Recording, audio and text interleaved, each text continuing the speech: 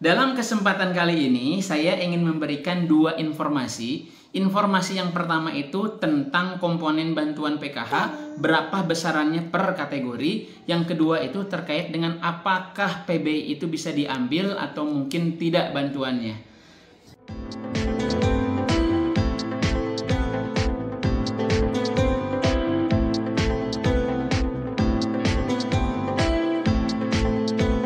Assalamualaikum warahmatullahi wabarakatuh. Salam sejahtera untuk kita semuanya. Mudah-mudahan kita semuanya dalam keadaan sehat walafiat, dilancarkan rezekinya, dan apapun yang rekan-rekan semuanya rencanakan hari ini, mudah-mudahan selalu diberkahi oleh Tuhan Yang Maha Kuasa dan dimudahkan segala urusannya.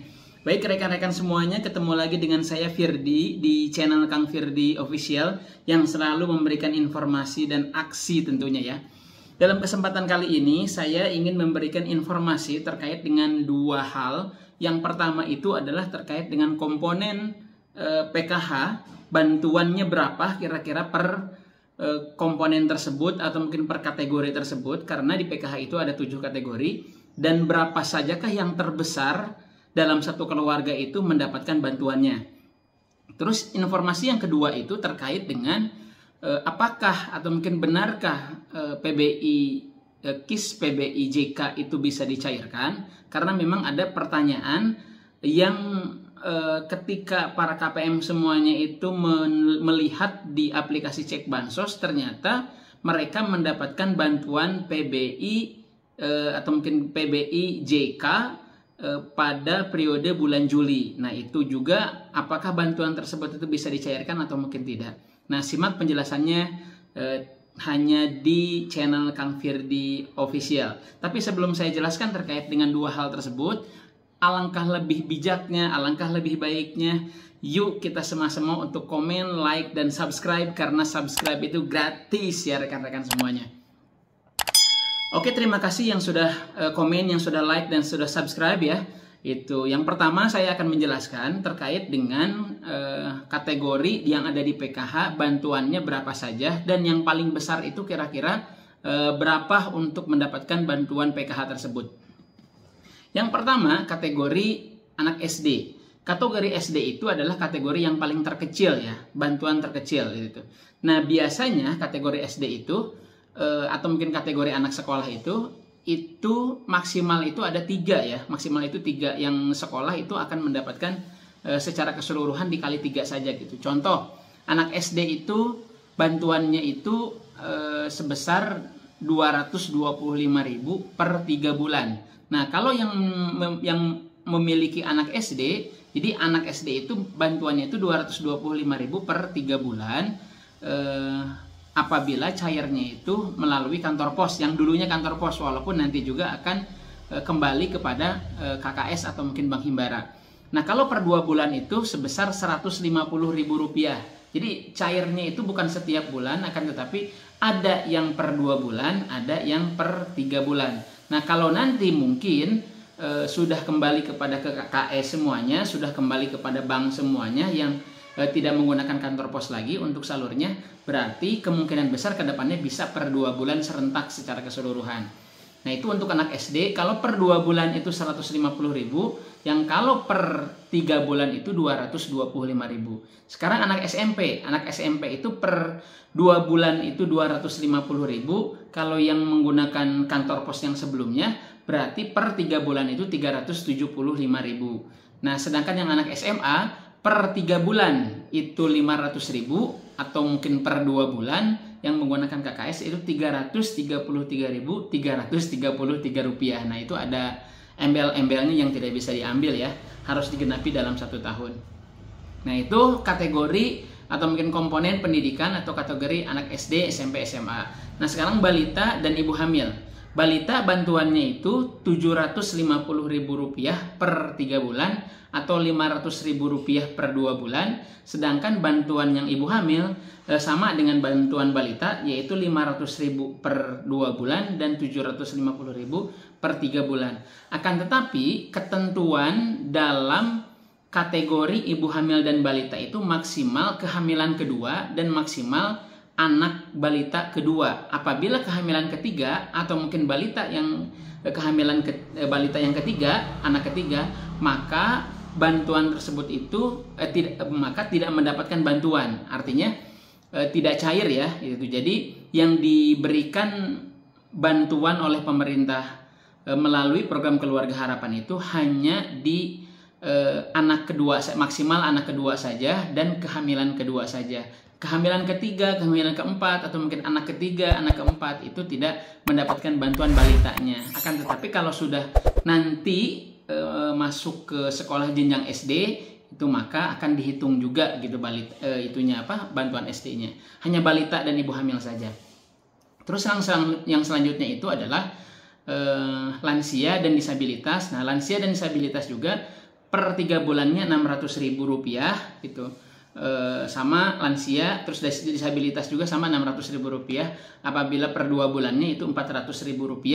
Begitu juga disabilitas per 2 bulannya Rp400.000. Nah, jadi seperti itu bantuan-bantuan PKH ya, yang nominalnya itu bisa sampai maksimalnya itu di angka Rp750.000 per satu kategori. Nah, kok bisa ada yang dapat 1 juta, kok bisa ada yang dapat 2 juta, atau mungkin 2.700.000 mungkin yang maksimal itu ya. Nah, jadi saya jelaskan seperti ini. Dalam satu keluarga itu, maksimal itu hanya mendapatkan bantuan 4 kategori saja. Saya ulangi sekali lagi. Dalam satu keluarga, atau mungkin dalam satu kakak, itu hanya maksimal itu mendapatkan 4 kategori saja. Walaupun anaknya banyak gitu ya, semuanya sekolah gitu ya. Nah, itu tidak mendapatkan bantuan secara keseluruhan semuanya dapat itu. Akan tetapi maksimal itu hanya 4 kategori saja. Nah, 4 kategori tersebut itu diambil dari bantuan yang paling banyak gitu. Kita ambil contoh kasus. Contoh Ibu Rini gitu ya. Ibu Rini memiliki anak SMA 1, anak SMP 1, anak SD 1, terus balita 1, lansia 1, dan disabilitas 1 gitu ya. Nah, itu dilihatnya itu bukan 6-6-nya semuanya dapat gitu ya. Bukan 6-6-nya semuanya dapat. Akan tetapi dilihatnya itu dari bantuan yang paling besar gitu ya, bantuan yang paling besar. Contoh, di antara bantuan yang paling besar itu di situ ada balita ya, balita. Nah, karena balita di situ itu adalah anak keempat, maka balita tersebut itu tidak mendapatkan bantuan. Karena ketentuannya itu adalah balita itu memiliki balita maksimal hanya di anak kedua gitu ya. Nah, jadi balita nggak dapat. Nah, berarti yang paling besar yang kedua itu adalah lansia dan disabilitas. Nah, lansia dan disabilitas itu bantuannya itu kalau kita hitung per 3 bulan berarti Rp600.000 lansianya. Yang kedua itu disabilitasnya Rp600.000. Setelah itu baru ke anak SMA gitu kan. Setelah itu baru ke anak SMP. Bagaimana yang anak SD-nya? Anak SD-nya tidak dapat karena maksimalnya itu 4 kategori. Berarti 600.000 ditambah 600.000 sama dengan 1.200.000, ditambah 300.000 sama dengan 1 juta, ditambah 500.000 sama dengan 1.700.000, 1.700.000 ditambah SMP 375, jadi 1.700.000 ditambah 300 berarti 2 juta lebihan. Nah, seperti itu. Jadi cara menghitungnya itu adalah mengapa KPM PKH itu ada yang dapat 1 juta, ada yang dapat 2 juta, ada yang dapat 500.000, bahkan ada yang dapat 225 saja gitu. Karena memang dalam satu keluarga itu ada beberapa kategori yang bisa dilihat secara utuh itu dan dihitung sesuai dengan kategori masing-masing yang didapatkan oleh para KPM PKH tersebut. Nah, dari hal itu semua, mana kira-kira yang paling besar untuk mendapatkan bantuan PKH? Nah, kasus yang paling besar itu ada di angka 2.700.000 itu. Siapakah yang mendapatkan angka 2.700.000? Yang tentunya itu yang dihitungnya itu kasus yang per 3 bulan ya, per 3 bulan. Kenapa? Contoh Ibu Rini tadi ya. Ibu Rini itu memiliki anak balita 2 gitu kan. Itu anak yang pertama baru umur 5 tahun, terus anak yang kedua baru umur 1 tahun. Ini otomatis masuk dua-duanya balita gitu kan ya. Nah, ini balita itu 750.000 ditambah 750.000 sama dengan 1.500.000, serta orang tuanya Ibu Rini tersebut itu masih masuk dalam satu kakak Ibu Rini gitu ya. Itu. Nah, dua-duanya sudah lansia, udah 60 tahun lebih gitu kan. Nah, jadi Ibu Rini ini adalah anggota PKH yang sudah menikah, memiliki 2 anak balita gitu. Terus orang tuanya juga masuk ke kakaknya Ibu Rini dan dua-duanya lansia. Jadi dua-dua lansia itu 600.000 ditambah 600.000 sama dengan 1.200.000. Jadi 1.500.000 ditambah 1.200.000 sama dengan 2.700.000. Nah, kenapa KPM PKH itu bisa mendapatkan angka 2.700.000 per 3 bulan? Karena memiliki komponen balita 2 dan lansia 2. Jadi bantuannya itu per 3 bulan 2.700.000. Ditambah lagi kalau keluarga Ibu Rini tersebut itu mendapatkan bantuan pangan non tunai sebesar Rp600.000 per 3 bulan. Jadi 2.700.000 ditambah 600.000 sama dengan 3.300.000 per 3 bulan, itu bisa mendapatkan bantuan sebesar seperti itu. Nah, ini semuanya itu tidak bisa memenuhi kebutuhan keluarga akan tetap selama 3 bulan kan, karena memang kebutuhan keluarga itu yang sangat banyak. Nah, ini hanya membantu meringankan beban keluarga para KPM semuanya seluruh Indonesia.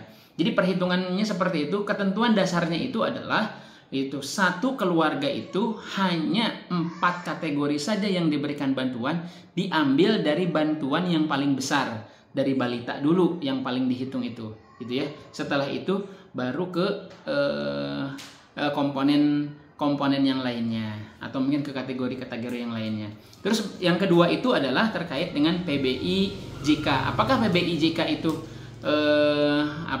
bisa dicairkan? Jawabannya tidak bisa dicairkan, karena itu adalah bantuan khusus untuk bantuan kesehatan bagi para keluarga semuanya yang mendapatkan bantuan tersebut. Mungkin itu saja yang bisa saya sampaikan, mudah-mudahan bermanfaat. Terima kasih. Assalamualaikum warahmatullahi wabarakatuh.